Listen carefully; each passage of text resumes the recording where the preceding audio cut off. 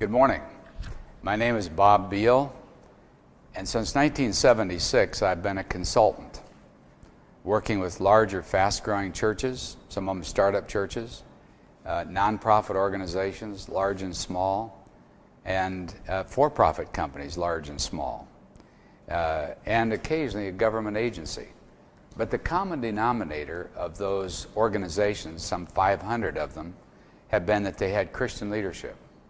Because my purpose in life is strengthening Christian leaders until the Lord returns, either personally or through our tapes or books or whatever. By the way, those are all available through our website, just bobbbiehl.com, or many of them are available on FOCL, F-O-C-L, the website for the European Leadership Forum.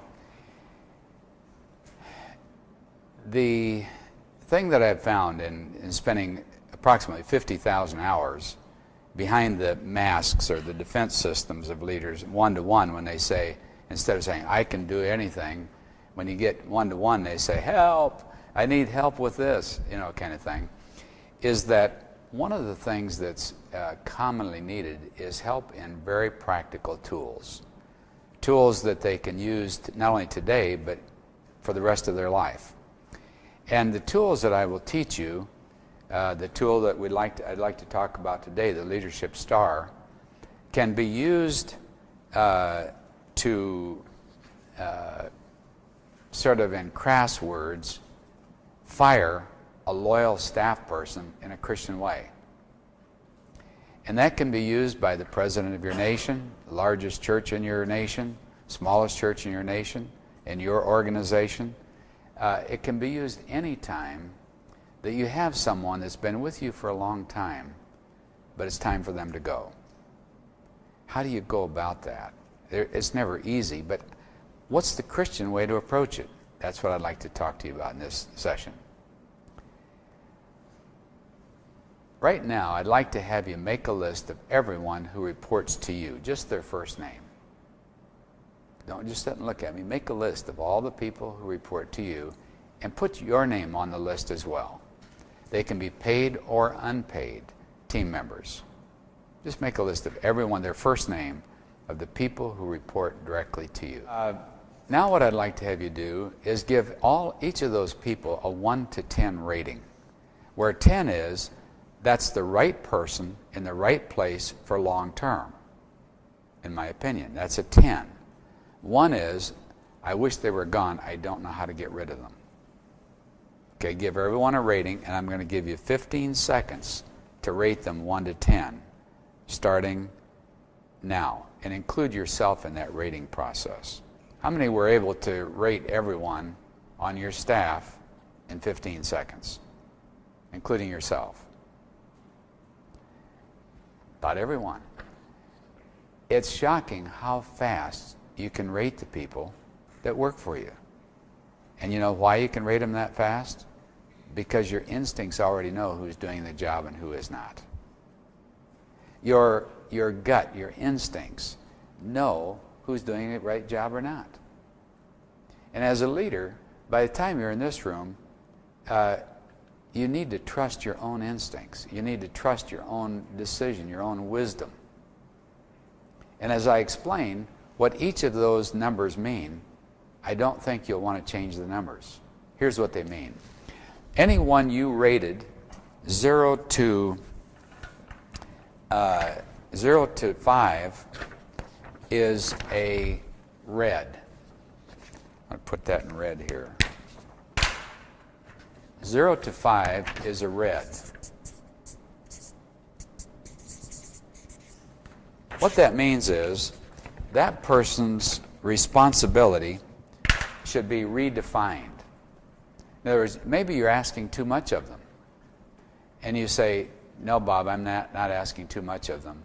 I've already thought about it, and what I'm asking of them is realistic. They're just not doing it. I said, then if they don't need to be redefined, they need to be reassigned somewhere else in the organization where they can fit and they can prosper. You say, I've thought about it. There's no place else in the organization. Then they should be released, fired, released from the organization as quickly as humanely possible. not the day before their daughter's wedding or the day before their son's graduation or the day before Christmas. Because I've had people say, I was fired the day before my daughter's wedding. I say, no, that's not even humane. Don't do it then. But you're looking for the right time. Now let me show you how you can know when it's the right time. When you've made the decision, it's time they need to go.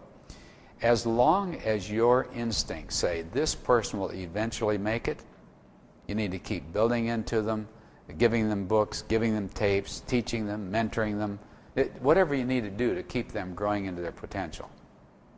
The nanosecond that you decide this is not the right person, they're not going to make it long term, you're just looking for the right time to tell them so. Now, if you rated the person 6 or 7, they are yellow.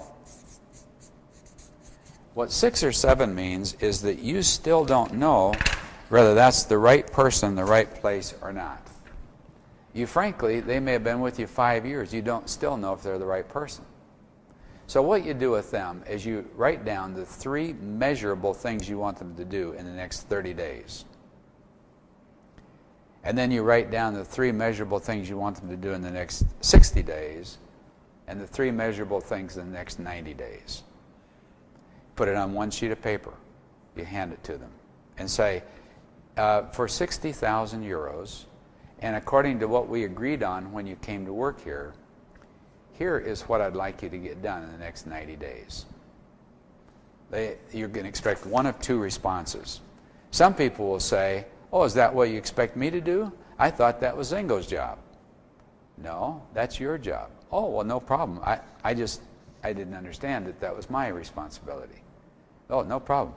30 days later, check. 60 days later, check. 90 days later, check. It's all done. There was just a misunderstanding in terms of what they were supposed to do. They turned bright green. The second response you can expect is, you expect me to do that? You say, well, for 60,000 euros a year, yes, this is what's expected of you. Well, I may as well quit now. Here is where you want to resist the temptation to become reassuring. Oh, I didn't mean to quit or anything. Don't get so upset, whatever. You say, you know, for 60,000 euros, this is what we expect of you. If this seems overwhelming, it would be wise that we start planning where else you might fit better. Now, if you rated 8, 9, or 10, that is green. Green means it's the right, in your mind, it's the right person, the right place for long term. But here we often ask the wrong question. We ask, how can we get our money's worth? How can we make sure we're getting our money's worth from this person? And if we pay them 60,000 euros a year, how are we getting at least 3 times that much, or $180,000 a year of value from that person? That's getting our money's worth from a staff person, team member. That's the wrong question. The wrong question should be, how do we maximize this unique person? To do that, you want to identify, of all the things they do well, what do they do best? And make sure that they're spending 60% or more of their time doing what they do best, not what they can do, but someone else could do as well or better. What I found is that when I ask executive team members making a lot of money, of all the things you do well, what do you do best? Including you. You need to ask yourself this. Of all the things I do well, what do I do best? And what percentage of my time am I actually doing that? The average response is less than 30% of my time.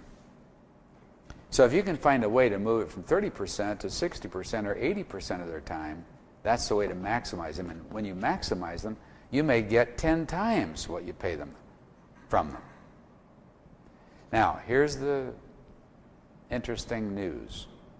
You will never go to the World Cup or the World Series or the national finals with anything but an all-green team. If you got 3 green people at a table and a red walks in, what happens? You're right, the conversation starts going like this. Or if you've got three people sitting discussing and there's one person that's a red there, what happens? The conversation never gets above here. Make a date with yourself by my birthday, by the middle of the year, by the end of the year, by some time. At some point, we will have an all-green team.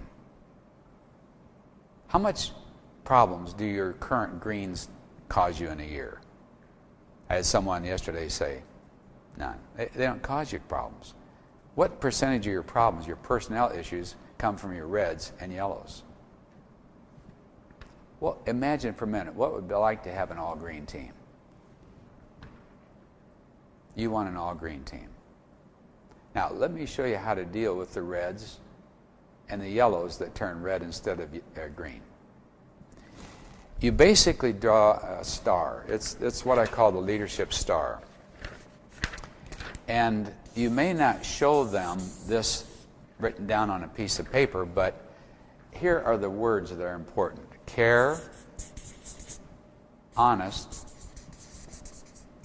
fair, strength, and stress. And what you want to say to them is, by the way, before you have this conversation, you want to go to HR and find out what are the legal restrictions and the severance package. But then you have this conversation. I care far too much about you not to be honest with you. And in fairness to you and your future is not here. Now, if you knew, if someone in your organization told me, 6 months from now, you will not be in your position, when would you want to know that? Right now. Why? Because it would let you start planning other things and planning for the rest of your life. So you're really saying it's fair to them to let them know, if you know, as soon as humanely possible, not the day before their daughter gets married. And you want to have this conversation while you still care, because if you wait too long, you just want them gone. And you stop caring. Even Christians stop caring. And sometimes they just say, I just want them out of here. Get them out of here, kind of thing. So while you still really care for the person, you say, I care for you far too much not to be honest with you. And in fairness to you and your future is not here. Then, and I would suggest the night before you make two lists. One is a list of the strengths they have and a list of the stresses that they experience. And you watch them experiencing. And then find out, what do you feel is their number one strength and what do you feel is their number one stress? And then the conversation goes like this. I care far too much about you not to be honest, but in fairness to you and your future is not here. Now, last night as I was anticipating this conversation, I made a list of what I see to be your strengths. And you've got many, many strengths. And as a matter of fact, here is the list of strengths you have, and here is what I consider your number one strength. Unfortunately, in the position you're in, you're not able to maximize that strength. You're not able to use your strengths as much as I'd like to see you be able to use them. Or you're not using them at all. At the same time, in your current position, I see that this causes you enormous stress. And these are the stresses that I've watched you yell at people, get short with people, get red in the face for high blood pressure, just throw something. I've watched you be stressed out by these situations. I can't leave you in a position that puts that much stress on you. Now, someone asked the other day, what if it's a relative? What if it's a brother-in-law or sister-in-law or someone like that that's really, it's hard to deal with? I say, then you start the other way around. You say, I've sensed that you're under a tremendous amount of stress, and I can't leave you in that position. I'm not going to say to my own sister, I realized that he was under a lot of stress, but I thought his heart would hold out. I didn't think he would die of a heart attack. I can't leave you under this kind of stress. I care far too much about you. And you've got tremendous strengths, brother-in-law, but right here you're not using them. And so, in fairness to you, I'm going to be honest with you. I care far too much about you to leave you in a stressful position like this, where your strengths aren't being used. And I've talked to HR, and we're going to offer you this severance package.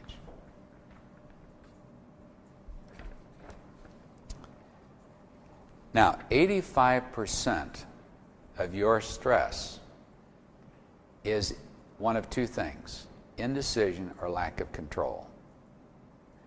When you cannot decide whether it's time to move someone in or out, whether it's time to release them or not, that causes tremendous stress on you.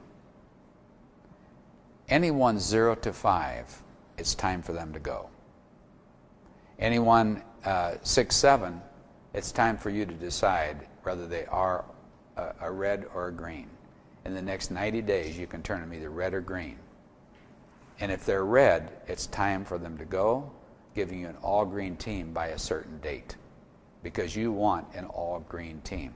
Think for a minute about what it would be like to work with an all-green team. Just people like the ones that are the right person for the right position that you've already got. I've talked with a lot of leaders who have finally made the hard decision, it's time to let a red go. I say, how does it feel? They say, I just wish I'd have done it 5 years ago. I put up with 5 years of stress dealing with things I didn't want to deal with, taking its toll on me when I should have done it 5 years ago. And like I say, set a date. Set a date in your mind. I am going to deal with these reds by this point. If you don't set a date, you'll keep putting it off. Set a date when you'll do it. And you see that this tool is scalable.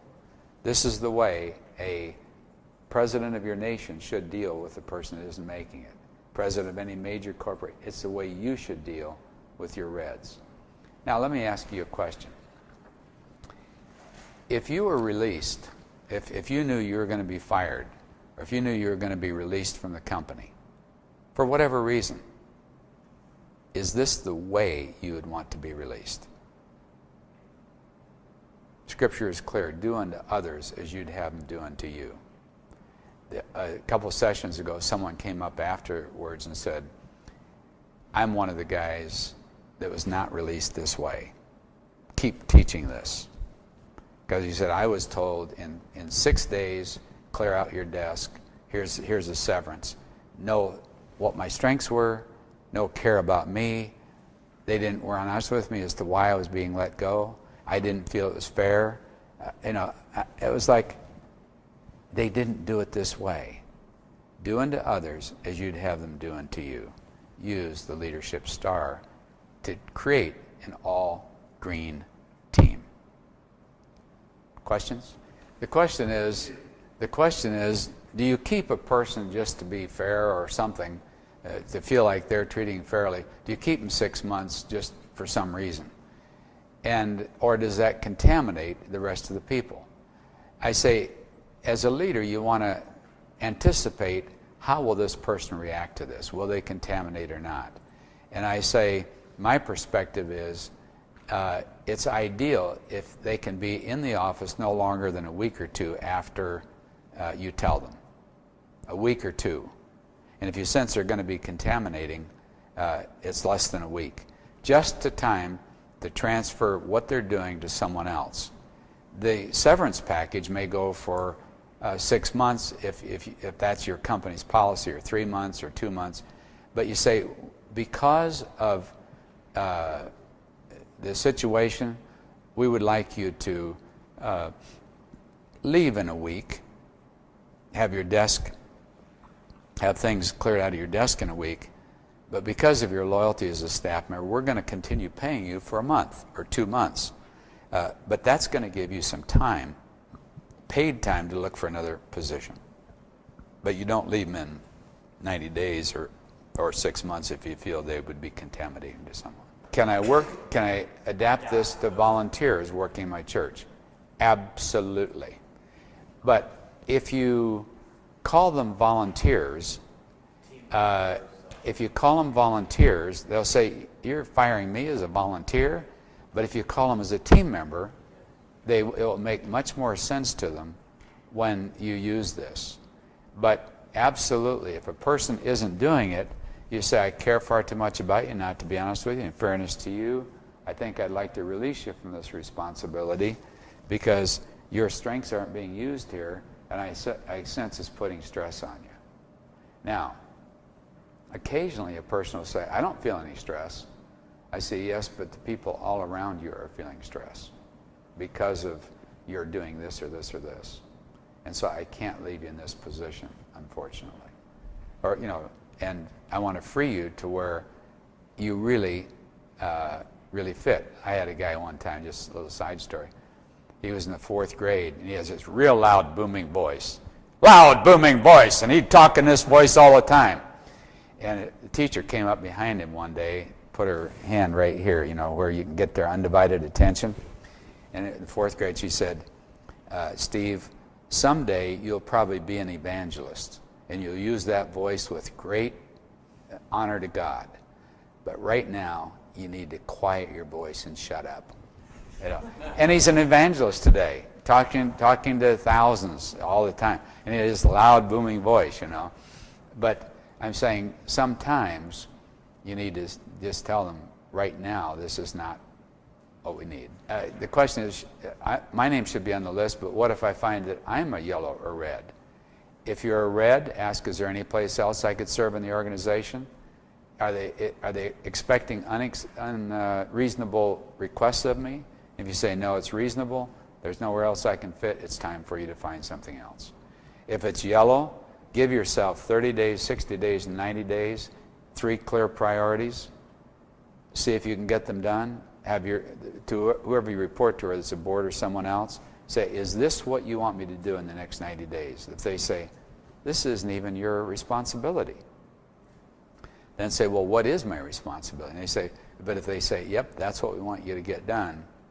If you can't get it done, don't want to get it done, are bored with getting it done, whatever, it's time for you to consider leaving.